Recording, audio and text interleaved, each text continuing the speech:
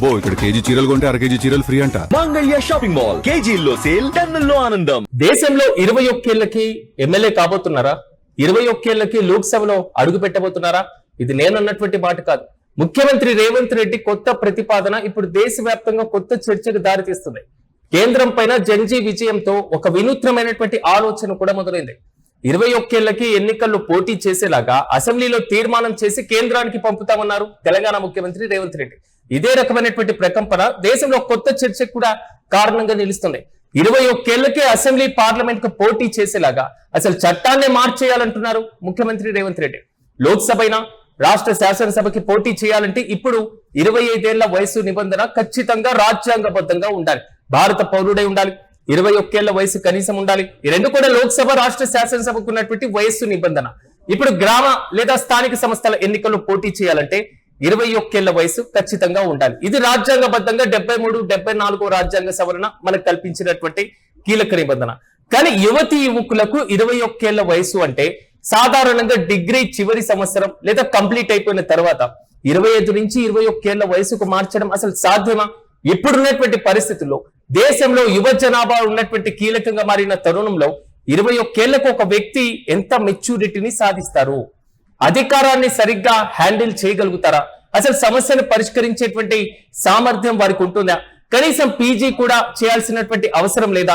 రాజ్యాంగ నిపుణులు అసలు ఏం చెప్తున్నారు? ఈ మొత్తం అనేక ప్రశ్నలు ముఖ్యమంత్రి రేవంత్ రెడ్డి కామెంట్స్ తర్వాత రాజ్యాంగ నిపుణుల దగ్గర నుంచి ప్రజా సంఘాల దగ్గర నుంచి ప్రతి ఒక్కరిలో ఒక కొత్త చర్చకు కారణమైంది. అసలు ఈ మొత్తం చర్చకు కారణమైన ముఖ్యమంత్రి రేవంత్ రెడ్డి ఏమన్నారో ఓసారి విందాం.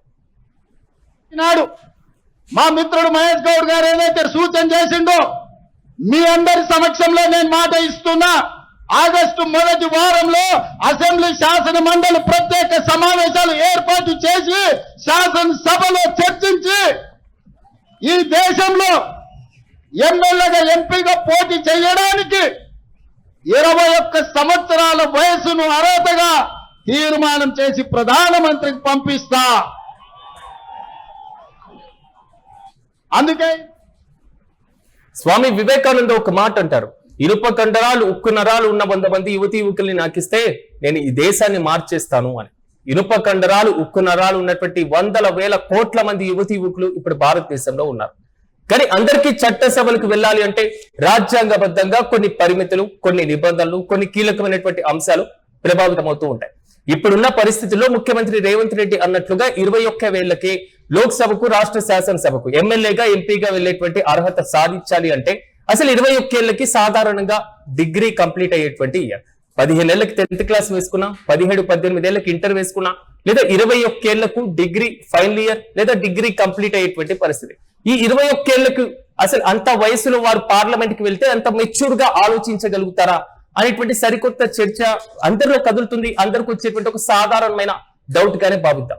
ఇప్పుడు లోకల్లో అంటే సాధారణంగా ఎమ్మెల్యేలు, ఎంపీలు, ప్రజాప్రతినిధులు, ప్రజలకు ప్రాతినిధ్యం వహిస్తున్నటువంటి చట్టసభ సభ్యులు సమాజంలో అణగారిన వర్గాల సమస్యలపైన, గ్రామ సమస్యలపైన, పూర్తి స్థాయిలో సామాజిక సమస్యలపైన, ఆర్థిక సమస్యలపైన, బడ్జెట్ కేటాయింపులపైన, నియోజకవర్గ అభివృద్ధి పైన ఇన్ని అంశాలపైన ఆలోచించాల్సినటువంటి మెచ్యూరిటీ చాలా అవసరం. కానీ 21 ఏళ్లకు ఒక వ్యక్తికి అంత సాధించడం సాధ్యమవుతుందా? రాజీవ్ గాంధీ గారు ప్రధానమంత్రిగా ఉన్నటువంటి సమయంలో 61వ రాజ్యాంగ సవరణ తెచ్చి మన దేశంలో ఉన్నటువంటి ఓటు హక్కును 21 ఏళ్ల నుంచి 18 ఏళ్లకు తగ్గించడం జరిగింది. దీని ద్వారా 18 ఏళ్లు కలిగిన ప్రతి ఒక్కరికి కూడా ఓటు వేసేటువంటి హక్కు మన భారత ప్రజాస్వామ్య వ్యవస్థ మనకు కల్పించింది. కానీ ఇక్కడున్న మరో కీలకమైనటువంటి అంశం 18 ఏళ్లకి మెచ్యూరిటీ వస్తుందని కాదు, కానీ దేశంలో ఉన్న కీలకమైన ఇతర చట్టాలు, పోక్సో కేసైనా లేదా ఇతర కీలకమైనటువంటి అర్హతకు సంబంధించినటువంటి కేసైనా, విద్యా వ్యవస్థలో ఉన్నటువంటి విధానాలకు సంబంధించినటువంటి అంశాలపైనైనా వయసు భేదం, వయసు వ్యత్యాసం చాలా స్పష్టంగా చూస్తున్నాం. కానీ చట్టసభలకు ప్రాతినిధ్యం వహించాలి అంటే 25 ఏళ్లు ఖచ్చితంగా ఉండాలి అని రాజ్యాంగ నిపుణులు మనకు ముందు నుంచి కూడా కొన్ని ప్రాసెస్, కొన్ని మార్గదర్శకాలు, కొన్ని నిబంధనలు పక్కాగా ఇంప్లిమెంట్ చేసిన వైనాన్ని కూడా మనం చూస్తున్నాం.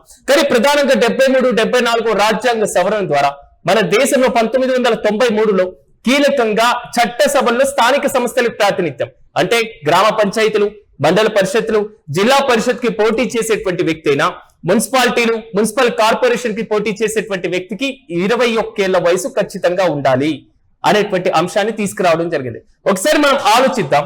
ఈ రోజుల్లో ఒక గ్రామ సర్పంచ్ గా ఒక వ్యక్తి ఎన్నికయ్యారు. 21 ఏళ్లకు అతను గ్రామ సర్పంచ్ గా ఎన్నికైన తర్వాత ఏం పని అంటే తాను ఉన్నటువంటి మెచ్యూరిటీతో గ్రామాన్ని ఏ విధంగా అభివృద్ధి చేయాలి అనేటువంటి ఆలోచన కన్నా ఆయన పక్కన ఉన్నటువంటి సీనియర్స్ లేదా రాజకీయ కుటుంబ నేపథ్యం నుంచి వస్తే వారి కుటుంబ సలహాలు, డిఫాక్టో సర్పంచులు ఈ మొత్తం కూడా దేశవ్యాప్తంగా మనం చూస్తూనే ఉన్నాం కదా.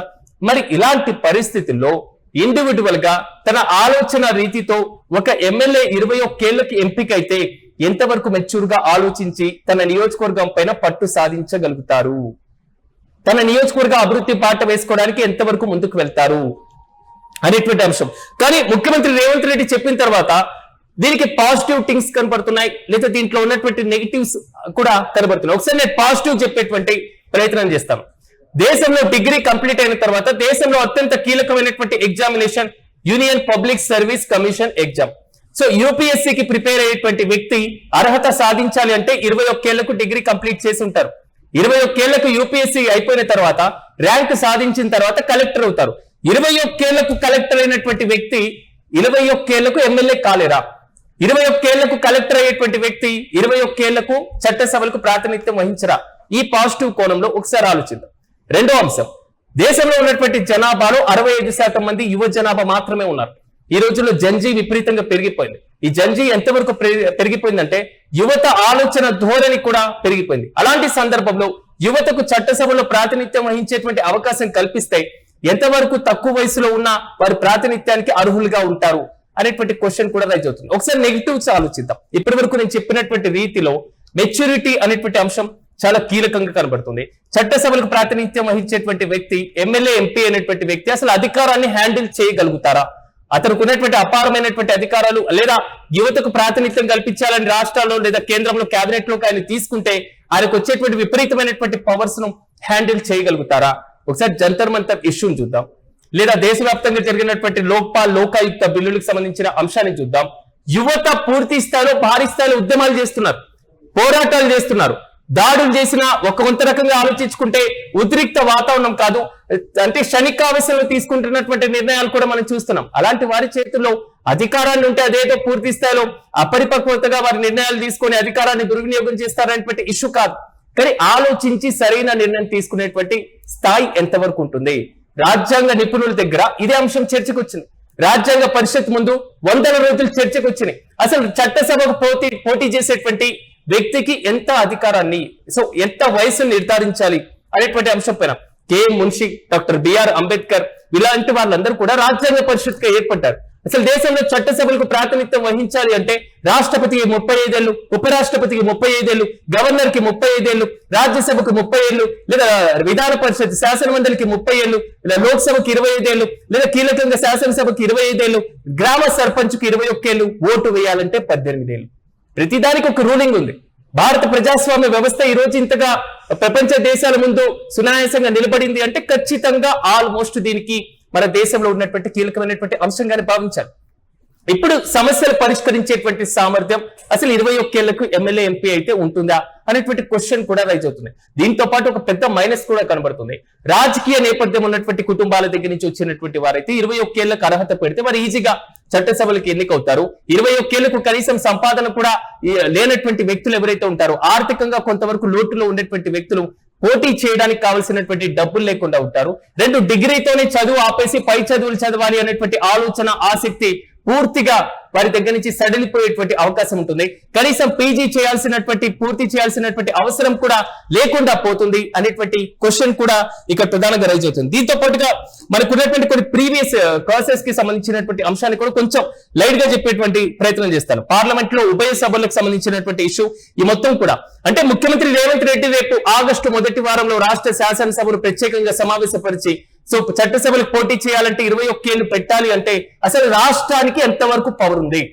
రాష్ట్ర ప్రభుత్వానికి అసలు ముఖ్యంగా ఎమ్మెల్యేగా ఎంపీగా పోటీ చేయాలి అంటే వారికి వయసు నిర్ధారించేటువంటి అధికారం అసలు రాష్ట్రానికి ఎక్కడుంది అనేటువంటి క్వశ్చన్ కూడా రైజ్ అవుతుంది. భారత రాజ్యాంగంలో ఉన్న ఆర్టికల్ నెంబర్ 84B ప్రకారం ఒక లోక్సభ సభ్యుడు పోటీ చేయాలి అంటే 25 ఏళ్ళు ఉండాలి, 30 ఏళ్ళు ఉండాలి, లేదా 21 ఏళ్ళు ఉండాలి. ఇది నిర్ణయించాల్సింది పార్లమెంట్.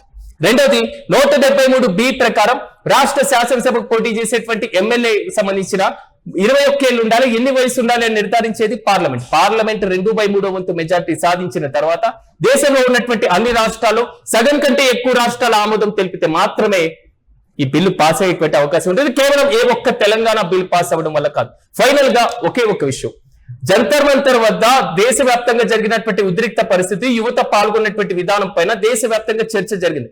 సోషల్ మీడియాలో విపరీతమైనటువంటి కామెంట్స్ వచ్చాయి, ట్రోల్స్ వచ్చాయి. ప్రతి వీడియో వెనకాల భారీ డిబేట్స్ కూడా జరిగాయి. వాట్సాప్ గ్రూపుల్లో అయితే యువత ఈ అంశం పైన విపరీతంగా చర్చించుకున్నారు, వారి అభిప్రాయాలు చెప్పుకునేటువంటి ప్రయత్నం చేశారు. ఈ మొత్తానికి రీజన్ దేశంలో యువత ఎదుర్కొంటున్న సమస్యలపైన యువత ఆలోచించేటువంటి గుణం పెరిగింది. ఈ గుణం పెరిగింది కాబట్టి ఈ మధ్య రాజకీయ పార్టీలన్నీ కూడా యువతను వైపు మళ్లించుకునేటువంటి ఒక ప్రయత్నం. జెన్జీ తరం వారికి ఉంటే వారికి ఒక బలం పెరుగుతుంది అనేటువంటి ఆలోచన ప్రతి రాజకీయ పార్టీ వెనకాల ఉంది అనేది మాత్రం రాజ్యాంగ నిపుణులు చెప్తున్నటువంటి మాట. కానీ ఇక్కడే ఒక కీలకమైనటువంటి అంశం, ఇదే తరుణంలో యువతను ప్రసన్నం చేసుకోవడానికి, జెన్జీని తన వైపు తిప్పుకోవడానికి ముఖ్యమంత్రి రేవంత్ రెడ్డి ఇలాంటి కామెంట్ చేసి ఉంటారేమో అనేటువంటి వాదన కూడా బలంగా వినబడుతుంది. మరి దీనిపైన ఆయన ఎలాంటి వర్షన్ చెప్పబోతున్నారో తెలియదు. రేపు మొదటి వారంలో అసెంబ్లీ సమావేశం అయిన తర్వాత ఏ విధానాల ప్రకారం ఈ విధంగా ఉండబోతుంది, ఏ విధానాల ప్రకారం ఈ బిల్లును మేము పాస్ చేయాలనుకుంటున్నామో ముఖ్యమంత్రి వారి యొక్క కామెంట్ కూడా తెలియజేసేటువంటి ఛాన్స్ అయితే చాలా స్పష్టంగా ఉంటుంది. చూడాలి. మొత్తం మీద ముఖ్యమంత్రి రేవంత్ రెడ్డి దేశవ్యాప్తంగా ఉన్నటువంటి ఎంపీ ఎమ్మెల్యేలు పోటీ చేయడానికి 25 ఏళ్ల వయసు అవసరమే లేదు, 21 ఏళ్ళు ఉంటే చాలు అని ఆయన చేసినటువంటి కామెంట్ పైన మీరేమనుకుంటున్నారు? 21 ఏళ్లకు లోక్సభ లేదా రాష్ట్ర శాసనసభగా సభ్యుడిగా ఎన్నికైనటువంటి వ్యక్తి ఆలోచించేటువంటి పరిజ్ఞానం ఎంతవరకు ఉండేటువంటి ఛాన్స్ ఉంటుంది? అధికారాన్ని ఎంతవరకు యూజ్ చేసుకునేటువంటి ఛాన్స్ ఉంటుంది? రాజ్యాంగ నిపుణులు ఆ రోజుల్లో ఇదే అంశం చర్చకు వచ్చినా ఎందుకు పక్కన పెట్టాల్సినటువంటి అవసరం ఎందుకు వచ్చింది? ఈ రోజుల్లో ఒక గ్రామాన్ని అభివృద్ధి చేయడం కోసం సర్పంచ్ గా ఎన్నికైనటువంటి వ్యక్తి ఇతర వ్యక్తులపైన, వారి అభిప్రాయాలపైన, వారి అవగాహన పైన లేదా వారి ఏదైతే అనుభవం పైన ఆధారపడి ఇంకా పరిపాలన చేస్తుంటే చట్టసభలకు ఎన్నికైన వ్యక్తులు చేయగలరా? దీంతో పాటుగా ఒకవేళ 21 ఏళ్ళు పెడితే ఆర్థికంగా బలం ఉన్నటువంటి రాజకీయ కుటుంబ నేపథ్యం ఉన్నటువంటి వ్యక్తులు మాత్రమే ఎన్నికయ్యేటువంటి అవకాశం లేదా? అన్ని ప్రశ్నలకు నాతో పాటుగా మీ సమాధానం కూడా నాకు కావాలి. ఇంతకు మీరేమనుకుంటున్నారు? 21 ఏళ్ళు ఉన్నటువంటి ఎమ్మెల్యే, ఎంపీ అయితే ఎంతవరకు మన ప్రజాస్వామ్య వ్యవస్థ నిలబడి బలంగా ఉంటుంది అనుకుంటున్నారు? మీ అభిప్రాయాన్ని కూడా కామెంట్ లో తెలియజేయండి.